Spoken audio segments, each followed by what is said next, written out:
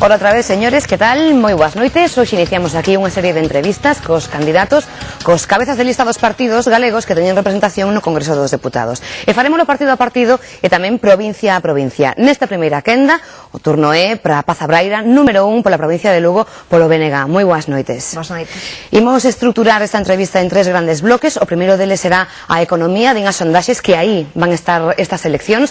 Cal é a radiografía que fai o BNG da situación económica agora mesmo? Vamos a ver, neste momento o que podemos decir é que tanto o PP como o PSOE no seu momento, cando gobernaron, fixeron a mesma política económica, realmente non cambiaron nada nos parámetros estatais a nivel económico. Na provincia de Lugo se destacamos por algo e precisamente por cifras negativas. Destacamos por ter os salarios máis baixos, destacamos por ter as pensións máis baixas, destacamos porque a mocidade ten que destinar o 50% do seu salario a pagar a súa hipoteca e, polo tanto, este proceso de desaceleración económica vai afectar fundamentalmente a aquelas persoas que menos teñen, vai afectar aos xubilados, vai afectar aos mozos.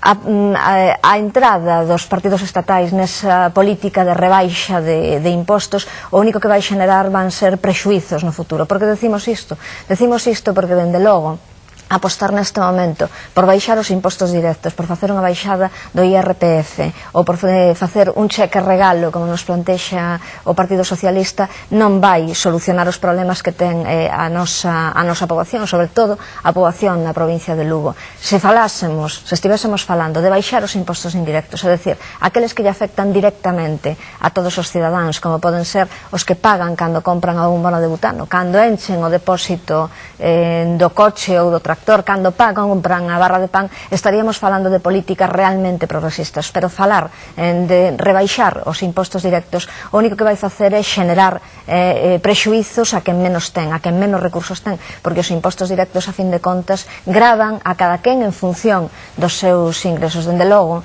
a aposta do BNG non é unha aposta pola baixada de impostos. Se queremos ter servizos públicos de calidade, temos que ter impostos que nos permitan atender a eses servizos públicos. O BNG pensa que a maneira de solucionar os problemas económicos, neste caso que ten Galiza, que ten a provincia de Lugo, é unha aposta decidida polos sectores productivos. Temos que apostar por ter un sector lácteo en condicións, temos que apostar por ter un sector cárnico en condicións. Temos un sector pesqueiro absolutamente puxante na provincia de Lugo. E, sen embargo, os partidos estatais non están aplicando ninguna medida que beneficie a este sector. O BNG reclama o dereito de repartir directamente a cota láctea, porque ninguén mellor que nós coñece a situación do noso sector lácteo, que para iso producimos o 16% do total da cota láctea estatal. Xa digo, a aposta do BNG na provincia de Lugo é unha aposta polos sectores productivos para poder solucionar esos problemas económicos que hai actualmente, que lle afectan sobre todo a quen menos teñen. Para que eses sectores productivos funcionen e teñan unha saída de cara ao exterior e aumente a economía de Lugo, ten que ser unha provincia moi ben comunicada. Falando de infraestructuras, o segundo grande bloque temático destas eleccións, Lugo é unha provincia históricamente con moitas reivindicacións. Cal é o panorama que debuxa agora mesmo o BNG e as solucións que propón para o futuro?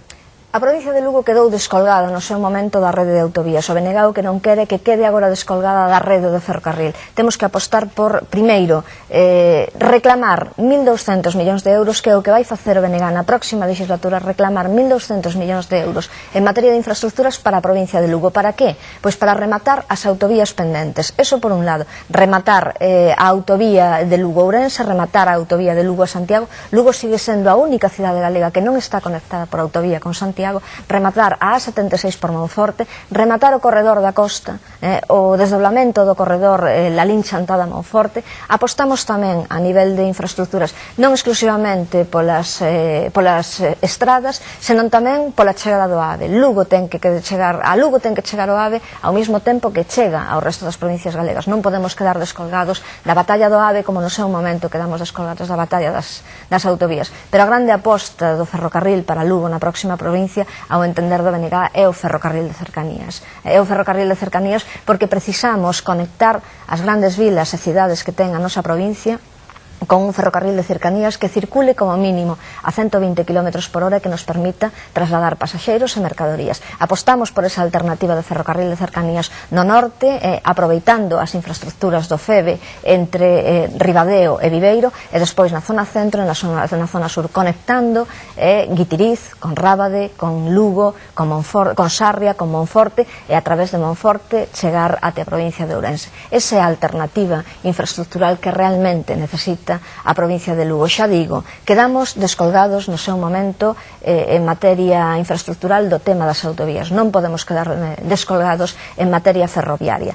Apostamos por ese ferrocarril de cercanías, apostamos por crear unha compañía ferroviaria galega que lle dé saída aos problemas que ten o ferrocarril no noso país e na nosa provincia. Igual que teñen os cataláns. Neste momento falouse nos últimos tempos moito do ferrocarril de cercanías en Cataluña. Pois o BNG quere un ferrocarril de cercanías, sobre todo para Galicia, pero sobre todo tamén para a provincia de Lugo, porque entendemos que temos que articular o territorio. Temos que articular o territorio porque os nosos cidadáns teñen que ter as mesmas facilidades que teñen os demais para desplazarse. E a maiores diso, apostamos tamén polas infraestructuras porque van permitir o despegue económico de moitos sectores. Por exemplo, o Porto Seco de Monforte, pero tamén pola apertura do dique norte de Alcoa, para transformalo no grande porto comercial que precisa a Mariña Lucense, para transformalo no grande porto comercial do Cantábrico. Dado que somos unha potencia pesqueira, temos que aproveitarnos deses recursos que temos aí e temos que poñer infraestructuras a súa medida.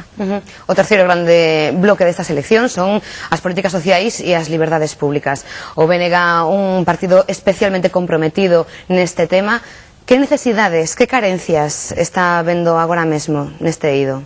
O BNG aposta na provincia de Lugo por reclamar o 10% de investimento social en materia de investimento social a nivel estatal. Por que decimos isto? Decimos isto porque temos un tercio da poboación de toda a provincia de Lugo con máis de 65 anos. Temos 11.200 dependentes. Ademais de ter unha poboación envellecida, témola moi dispersa, co cal necesitan moitos máis recursos asistenciais que poden necesitar noutras zonas do Estado. A reclamación do BNG vai ir encamiñada a poñerlle condicións a quen queira gobernar no Estado se realmente quere contar con noso apoio na próxima legislatura para que eses avances en materia de benestar social beneficien fundamentalmente aos cidadáns de Galiza, aos cidadáns da provincia de Lugo. Imos reclamar que dos 800 millóns de euros o 10% se destina a Galiza para a posta en marcha das medidas destinadas ao benestar, destinadas á lei de dependencia. No caso concreto de Lugo, imos reclamar 60 millóns de euros na próxima legislatura, nos próximos 4 anos,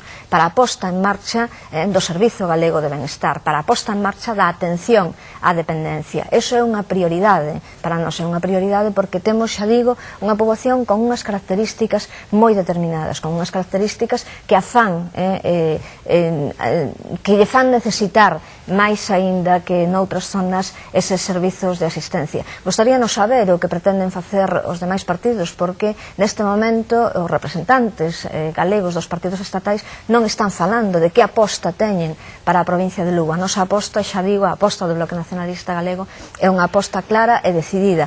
Vivimos nun Estado plurinacional. Este Estado plurinacional ten que recoñecer os nosos dereitos lingüísticos, sociais, culturais. A aposta do BNG é unha aposta polas liberdades e polo respeto ás distintas culturas que forman parte do Estado. Participamos nesta legislatura no avance de moitas leis en materia social nas que melloramos coas achegas que fixeron os deputados do Bloque Nacionalista Galego. Esa é a nosa aspiración, que se respeten os intereses, os dereitos lingüísticos, culturais, sociais que ten o noso país, que ten a nosa provincia dentro dese Estado plurinacional no que estamos incluídos. Quédanos apenas 40 segundos de entrevista. Gustaríame que os emprecase para darlle unha última mensaxe ao seu electorado. O único cambio posible na provincia de Lugo o 9 de marzo é que o BNG obteña representación. Xa sabemos o que dan de sí os representantes dos partidos estatais. Eu, polo tanto, pídolle desde aquí o apoio a todas aquelas persoas, a todos aqueles lucenses que queren que a provincia de Lugo e Galiza ocupen un lugar distinto no Estado. Moi ben, queda claro. Moitísimas gracias, Paz Abraira, número 1 do BNG, pola provincia de Lugo, por achegarse a este tempo da entrevista. Quedamos convidados a facerlle esa pregunta comparativa aos outros dos candidatos, dos outros dos partidos. Faremosela mañá e pasado. Gracias unha vez máis por vir ata aquí, gracias pola súa mensaxe, e igual que lle decimos ao resto de todos os candidatos, moi boa sorte o 9 de marzo. Moitas gracias a vos.